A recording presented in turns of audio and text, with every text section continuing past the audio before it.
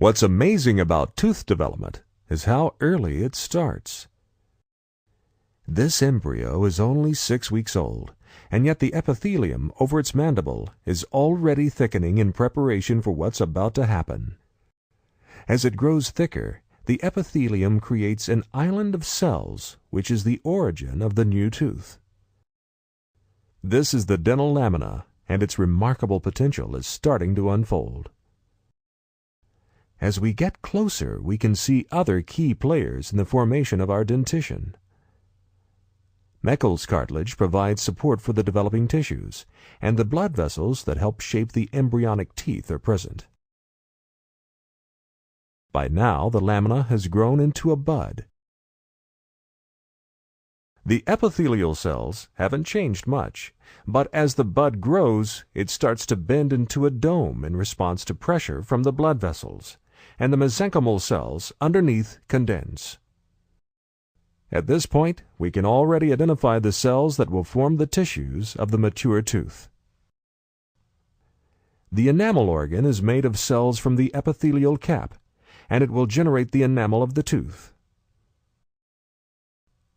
The condensed mesenchymal cells will form the dentin and the pulp, and they are called the dental papilla. The dental follicle will develop from the remaining condensed mesenchyme. And all of these cells together are known as the tooth germ.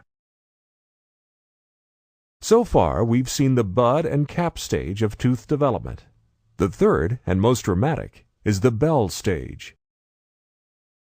As the tooth germ begins to grow, the cells differentiate. The stellate reticulum is now obvious. Made up of star-shaped cells pushed apart by fluid pressure, it separates the inner and outer enamel epithelium. Just visible is a flattened area of cells called the stratum intermedium.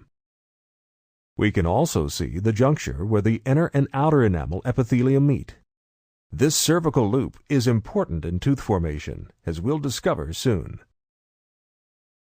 By the time the tooth bud pinches off from the dental lamina at the end of the bell stage, the inner enamel epithelium has folded to form the shape of the future crown. With a scaffold to work on, the masons of the tooth world go to work. The cells of the inner epithelium have elongated into ameloblasts, and the neighboring cells in the dental papilla respond by changing into odontoblasts.